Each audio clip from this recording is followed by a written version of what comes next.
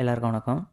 போன வீடியோவில் வந்து நேம் ரேஞ்ச் எப்படி க்ரியேட் பண்ணுறது ஒரு டேட்டா செட்டுக்கு அப்படின்னு பார்த்தோம். இந்த வீடியோவில் வந்து நேம் ரேஞ்சை க்ரியேட் பண்ணி அது மூலமாக எப்படி நம்ம வந்து அந்த டேட்டா செட்டுக்கு கால்குலேஷன் பார்க்குறது, ஆவரேஜ், சம்மு, மினிமம், மேக்ஸிமம் இதெல்லாம் ஃபார்முலா யூஸ் பண்ணாமல் அப்படிங்கிற பற்றி தான் இந்த வீடியோவில் பார்க்க போகிறோம்.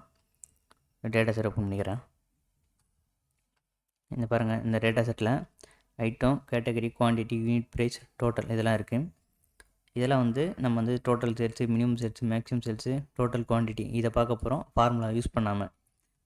இப்போ ரெகுலராக எப்படி பார்ப்போம் அப்படின்னா, ஈக்குவல் டு போட்டு சம்முன்னு போட்டு ரேஞ்சு செலக்ட் பண்ணிக்குவோம். டோட்டல் எவ்வளோ சேல்ஸ் ஆகிருக்கு அப்படிங்கிறத ப்ராக்கெட் க்ளோஸ் பண்ணிட்டு என்ட்ரு அடிச்சோம்னா வந்துடும், சம்மு வந்துடும். இப்படி பார்க்காம நேம் ரேஞ்ச் யூஸ் பண்ணி எப்படி பார்க்குறது அப்படிங்கிறத வச்சு அந்த வீடியோவில் பார்க்க போகிறோம். ஃபார்முலா போய்க்கோங்க. கீழே நேம் மேனேஜர்ன்றது பார்த்தீங்களா, அதை கிளிக் பண்ணிக்கோங்க. கிளிக் பண்ணிட்டு புதுசாக ஒரு நேம் க்ரியேட் பண்ணிக்கிறேன். குவான்டிட்டி QUANTITY குவான்டிட்டி டெலிட் பண்ணிட்டு ரேஞ்சு செலக்ட் பண்ணிக்கோங்க. ஓகே, அடுத்து இன்னொரு name unit price.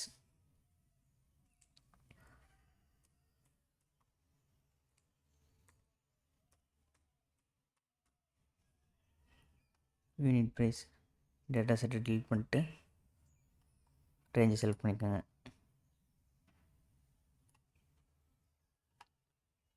Okay, create ஆகிடுச்சு. அடுத்து இன்னொரு நேமு டோட்டல்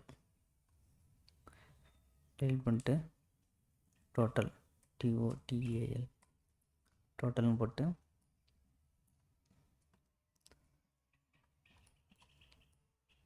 ரேஞ்சை டெலிட் பண்ணிக்கோங்க. டெலிட் பண்ணிட்டு ரேஞ்சை செலக்ட் பண்ணிக்கோங்க. ஓகே, இப்போ ரேஞ்சு க்ரியேட் பண்ணியாச்சு, நேம் ரேஞ்சு. இப்போ ஃபார்முலா போய்க்கிறேன். டோட்டல் சேல்ஸ் வேணும் நமக்கு. ஈக்குவல் டு போட்டு சம் அப்படின்னு டைப் பண்ணிட்டு ப்ராக்கெட் ஓப்பன் பண்ணிக்கோங்க. Function F3 shortcut. F3 ஒரு சில இதில் வந்து ஃபங்க்ஷன் F3ன்னு இருக்கும். கிளிக் பண்ணிங்க அப்படின்னா வந்துடுச்சு பாருங்கள். நமக்கு வந்து டோட்டல் சேல்ஸ் தான் தேவை, அதனால் டோட்டல் அப்படின்னு க்ரியேட் பண்ணிட்டு ஓகே அப்படின்னு கொடுத்துறோம். ஃபார்முலா பார்த்திங்கன்னா ப்ளூ கலரில் மாறுது.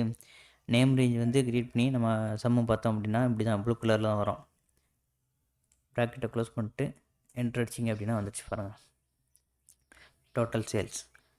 ஃபார்முலா பாரில் போய் பாருங்களேன், பாருங்கள் ஈக்குவல் டு சம் டோட்டல்னு இருக்குது. இதுக்கு முன்னாடி எப்படி இருக்கும் அப்படின்னா, நேம் ரேஞ்சு க்ரியேட் பண்ணாமல் யூஸ் பண்ணோம் அப்படின்னா இப்போ C1 ஈஸ்ட்டு C10 அப்படி இருக்கும். எங்கே ரேஞ்ச் செலக்ட் பண்ணியிருக்கோமோ அது வரைக்கும் இருக்கும். நேம் ரேஞ்சு க்ரியேட் பண்ணதுனால என்ன க்ரியேட் பண்ணியிருக்கோமோ அந்த நேமோட டேபிள் மட்டும்தான் வருது. டோட்டல்னு க்ரியேட் பண்ணியிருக்கோம், அதனால் டோட்டல்னு வருது. இப்போ மினிமம் சேல்ஸ் பார்க்கணும்னு வச்சுங்களேன், ஈக்குவல் டு போட்டு அதே தான் மினிமம் போட்டு இங்கே பாருங்கள் ப்ளூ கலரில் மாறிடுச்சு, நேம் ரேஞ்ச் யூஸ் பண்ணி க்ரியேட் பண்ணதுனால. ப்ராக்கெட் ஓப்பன் பண்ணிக்கோங்க. ஃபங்க்ஷன் F3 அந்த டோட்டலில் தான் இந்த இதில் தான் நம்ம மினிமம் சேல்ஸ் எவ்வளோ இருக்குன்னு பார்க்க போகிறோம், இந்த டோட்டலில் தான். அதனால் டோட்டல் க்ரியேட் பண்ணி ஓகே கொடுத்துருங்க.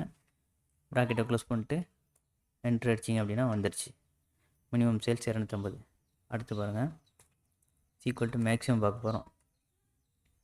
மேக்ஸிமம் சேல்ஸுக்கு அதே மாதிரி தான் ஃபங்க்ஷன் F3 ஷார்ட்கட்டு.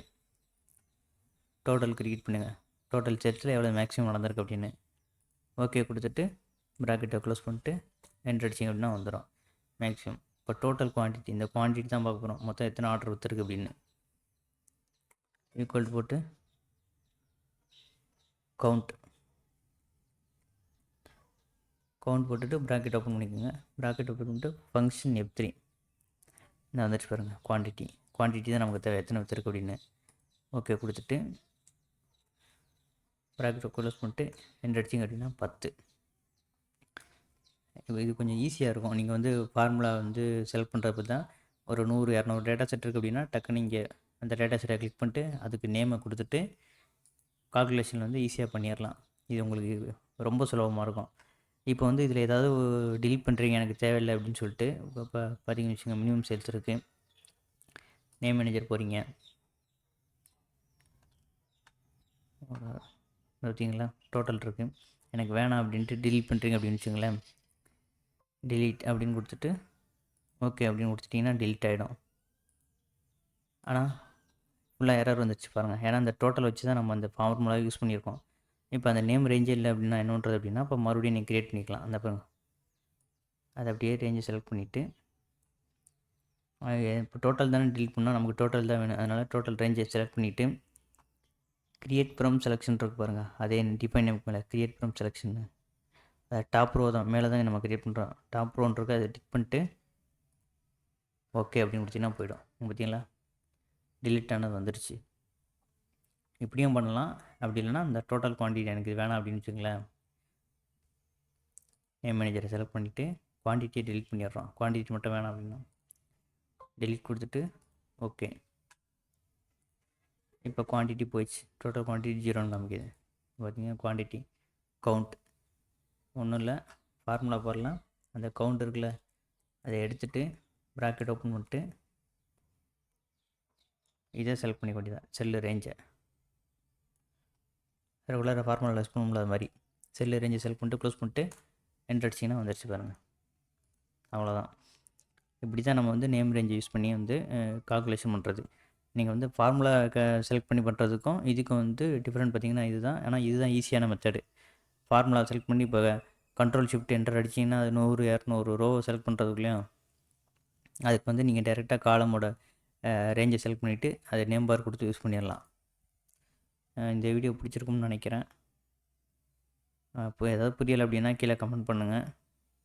அடுத்த வீடியோவில் பார்க்கலாம்.